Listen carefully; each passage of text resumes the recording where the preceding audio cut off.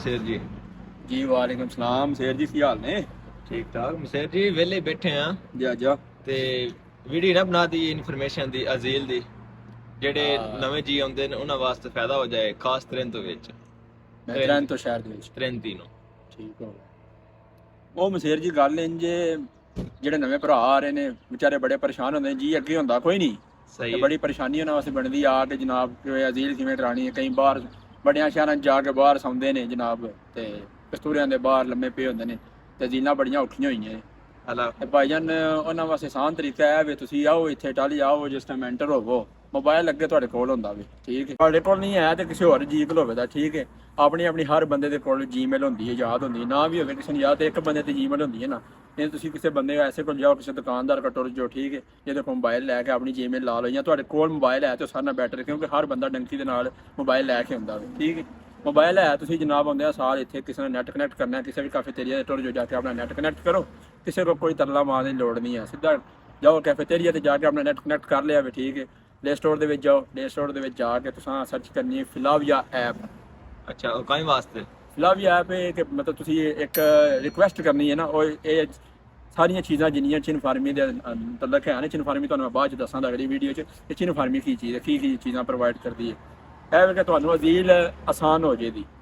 ਜਿਹੜਾ ਤੁਸੀਂ ਜਨਾਬ ਉਹਦੇ ਵਿੱਚ ਫਿਲਾਵੀਆ ਐਪ ਇੰਸਟਾਲ ਕਰ ਲੈਣੀ ਹੈ, ਉਹਦੇ ਵਿੱਚ ਤੁਹਾਨੂੰ ਤਰੀਕਾਕਾਰ ਸਾਰਾ ਦੱਸਿਆ ਜਾਏਗਾ ਕਿਵੇਂ ਤੁਸੀਂ ਪ੍ਰੀਮਾ ਰਿਕੁਐਸਟ ਦਾ ਇੱਕ ਆਪਸ਼ਨ ਹੁੰਦਾ ਵੇ, ਤੁਸੀਂ ਐਂਟਰ ਹੋਣਾ ਵੇ ਆਪਣੀ ਜੀਮੇਲ ਦੇ ਨਾਲ, ਆਈਡੀ ਬਣ ਗਈ ਫਿਲਾਵੀਆ ਦੇ ਵਿੱਚ ਐਂਟਰ ਹੋ ਗਿਆ, ਪ੍ਰੀਮਾ ਰਿਕੁਐਸਟ ਦੀ ਤੁਸੀਂ ਅਜ਼ੀਲੋ ਦੀ ਉੱਥੇ ਇਹ ਹੁਣ ਆਪਸ਼ਨ ਚੌਥੇ ਨੰਬਰ ਵਾਲਾ, ਠੀਕ ਹੈ।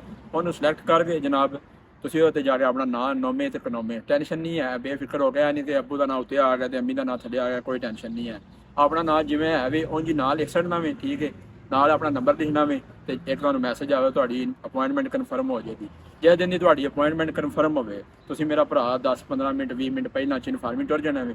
ਚਿਨ ਫਾਰਮੀ ਵੀ ਲੱਭਣ ਦੀ ਲੋੜ ਕੋਈ ਨਹੀਂ ਹੈ, ਨੈਟ ਤੁਹਾਡੇ ਕੋਲ ਹੈ, ਗੂਗਲ ਤੁਹਾਡੇ ਕੋਲ ਹੈ, ਸਰਚ ਮਾਰੋ ਮੈਪ ਤੇ ਸਿੱਧਾ ਚਿਨ ਫਾਰਮੀ। ਉਂਝ ਇੱਥੇ ਜਿਹੜਾ ਮੇਨ ਸਟੇਸ਼ਨ ਹੈ ਟ੍ਰੈਂਟੋ ਦਾ, ਉੱਥੋਂ ਸ਼ੁਰੂ ਹੁੰਦੀ ਹੈ, 8 ਨੰਬਰ ਬੱਸ ਜਾਂਦੀ ਹੈ, 7 ਨੰਬਰ ਦਰਵਾਜ਼ੇ ਦੇ ਅੱਗੇ ਟੁਰ ਜਾਂਦੀ ਹੈ, 8 ਨੰਬਰ ਥੋੜਾ ਦੂਰ ਜਾਂਦੀ ਹੈ। ਤੇ ਚਿਨ ਫਾਰਮੀ ਜਾਓ ਜਨਾਬ, ਆਪਣਾ ਜਾ ਕੇ ਸੋਹਣੀ ਅਜ਼ੀਲ ਕਰਾਓ। ਕਿਸੇ ਮੇਰਾ ਭਰਾ ਕਿਸੇ ਬੰਦੇ ਦੇ ਥੱਲੇ ਲੱਗਣ ਦੀ ਲੋੜ ਨਹੀਂ, ਕਿਸੇ ਜੀ ਕਰਨ ਦੀ ਲੋੜ ਕੋਈ ਨਹੀਂ ਹੈ। ਇੱਥੇ ਹਰ ਸ਼ਹਿਰ ਲੱਭਦੀ ਹੈ, ਬੇਫਿਕਰ ਹੋ ਕੇ ਆਓ। ਮਸੇਰ ਜੀ ਹੁਣ ਜ਼ੀਲ ਮਤਲਬ ਕਿਹੜਾ ਸ਼ਹਿਰ ਬੈਸਟ ਹੈ? ਜ਼ੀਲ ਹਰ ਸ਼ਹਿਰ ਹੀ ਬੈਸਟ ਹੈ, ਲੇਕਿਨ ਇਹ ਵੀ ਕਿ ਲੱਭਣ ਦੀ ਗੱਲ ਹੈ ਮਸੇਰ। ਤੇ ਮੇਰੇ ਅੰਦਾਜ਼ੇ ਨਾਲ ਮੈਨੂੰ ਅਜ਼ੀਲ ਜਿਹੜੀ ਲੱਭੀ ਹੈ, ਮੈਂ ਅਜ਼ੀਲ ਕਰਾਈ ਆ ਕੇ ਟ੍ਰੈਂਟੋ ਵਿੱਚ ਇਹ ਵੀ ਕਿ ਤੁਹਾਨੂੰ ਸਜੋਰ ਛੇਤੀ ਲੱਭ ਜੇਦੀ, ਕੰਮ ਇੱਥੇ ਛੇਤੀ ਲੱਭ ਜੇਦਾ, ਠੀਕ ਹੈ।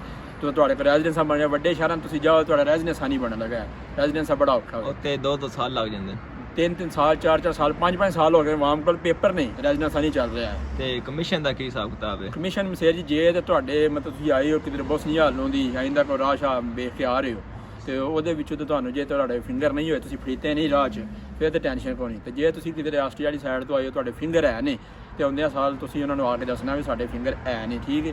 ਉਹ ਉਹਨਾਂ ਨੂੰ ਜੀ ਪਤਾ ਲੱਗ ਜਾਣਾ, ਝੂਠ ਨਹੀਂ ਮਾਰਨਾ ਚਾਹੀਦਾ, ਉਹਨਾਂ ਨੂੰ ਆ ਕੇ ਦੱਸ ਦੇਣਾ ਚਾਹੀਦਾ ਵੀ, ਠੀਕ ਹੈ। ਉਹ ਤੁਹਾਡੇ ਫਿੰਗਰ ਮਾਫ ਕਰਾ ਦੇਣ ਦੇ, ਕਸਤੂਰੇ ਵਾਲੇ ਕਰਾਉਣ ਦੇ, ਠੀਕ ਹੈ। ਵਕੀਲ ਦੇਣ ਦਾ ਤੁਹਾਨੂੰ ਕੋਈ ਤੁਹਾਡਾ ਪੈਸਾ ਨਹੀਂ ਲੱਗਣਾ, ਫਿੰਗਰ ਮਾਫ ਹੋ ਜਾਣ ਦੇ, ਉਸ ਤੋਂ ਬਾਅਦ ਮਹੀਨੇ ਡੇਢ ਦੇ ਵਿੱਚ ਤੁਹਾਡਾ ਕਮਿਸ਼ਨ ਆ ਜਾਏਗਾ। ਵਾਹ, ਬੜੀ ਗੱਲ ਹੈ, ਸਹੀ ਹੈ ਜੀ, ਸ਼ੁਕਰੀਆ ਮਸੇਰ ਜੀ। ਕੋਈ ਗੱਲ ਨਹੀਂ, ਤਾਂ